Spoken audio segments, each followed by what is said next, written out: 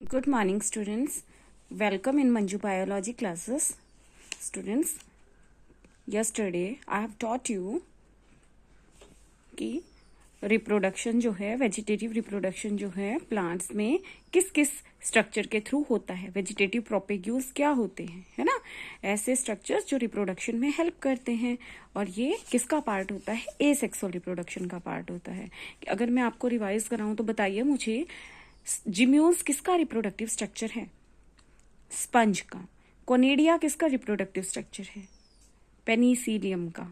Okay, bulb किसके होते हैं, बल्ब सोचते ही हमारे दिमाग में प्याज या लहसुन आ जाता है, ओनियन एंड गार्लिक का।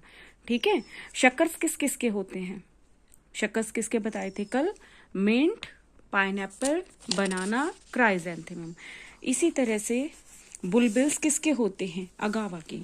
ठीक है, हाइड्रा में क्या होता है, और ईस्ट में बडिंग होता है, फ्रेगमेंटेशन भी होता है।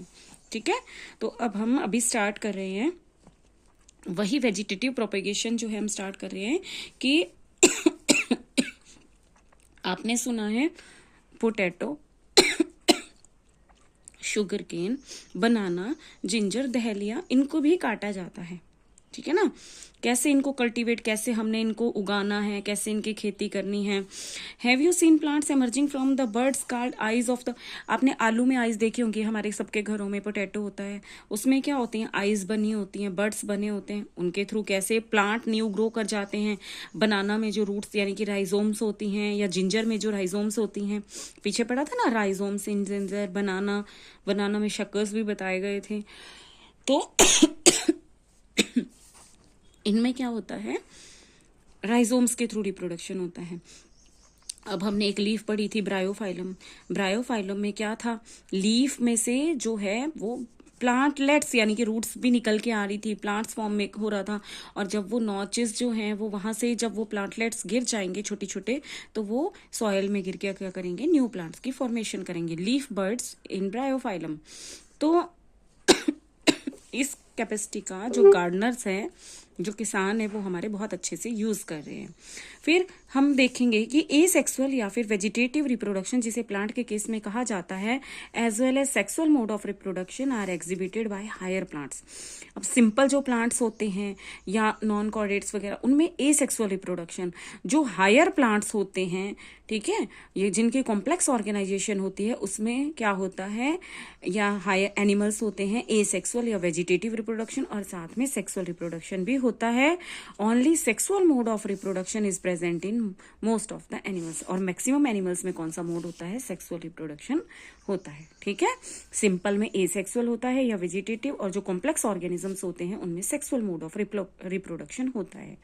अब let us start with our second topic, that is sexual reproduction.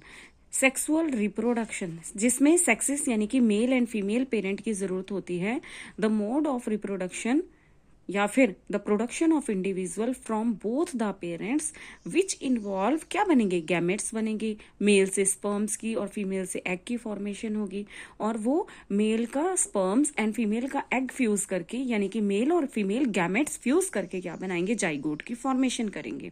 तो सेक्सुअल रिप्रोडक्शन क्या हो गया, it is the process या mode of reproduction which involves both the parents and gamete formation and fertilization takes place in it.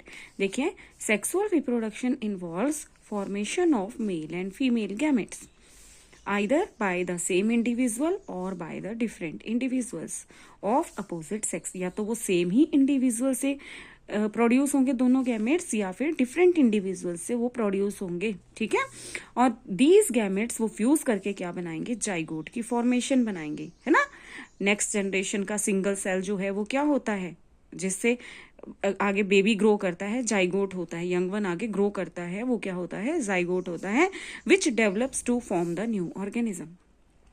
दोबारा देख लो एक बार, sexual reproduction it involves formation of male and female gametes either by the same parent or from both the parents, and these gametes fuse to form zygote which develops to form the new organism।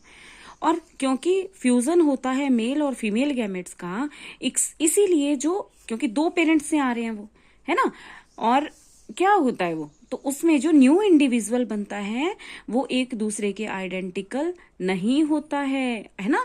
और एक दूसरे जैसे, जैसे भाई बहन होते हैं वो कोई एक दूसरे के जैसे दिखाई देते हैं, बहुत डिफरेंसेस होते हैं, ठीक है।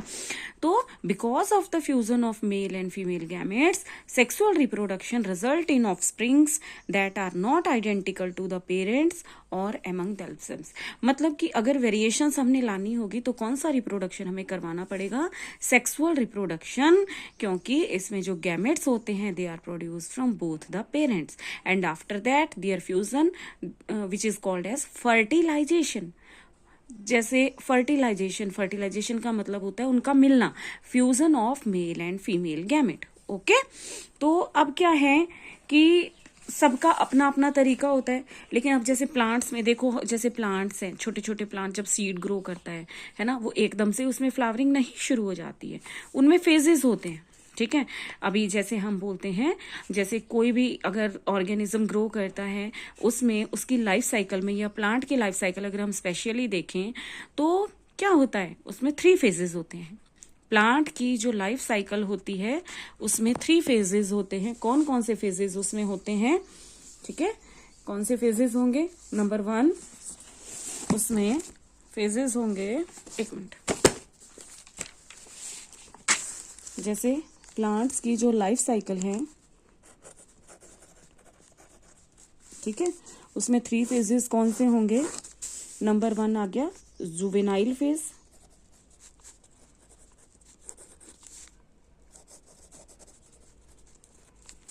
नंबर 2 आ गया रिप्रोडक्टिव फेज,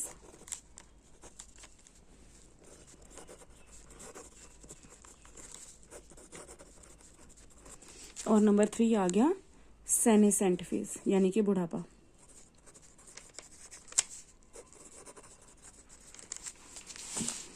ओके, तो किसी भी प्लांट की, या फिर यूं बोल दें कि लिविंग बीइंग की जो साइकिल होती है, या मेनली प्लांट्स की, उसमें 3 फेजेस आए, juvenile phase, reproductive phase, senescent phase.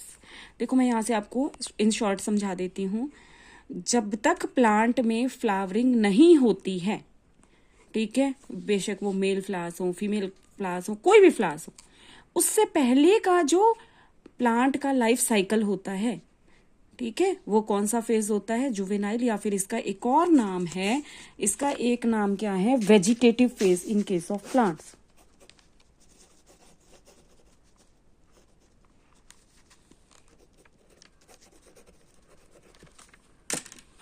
ठीक है, वेजिटेटिव फेज।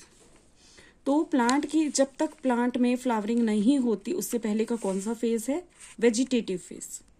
जब उसमें फ्लावरिंग होने लग गई, जब उसमें बीज जो ग्रो करने लग गए, उसमें फ्रूट लग गया, वो कौन सा फेज होता है?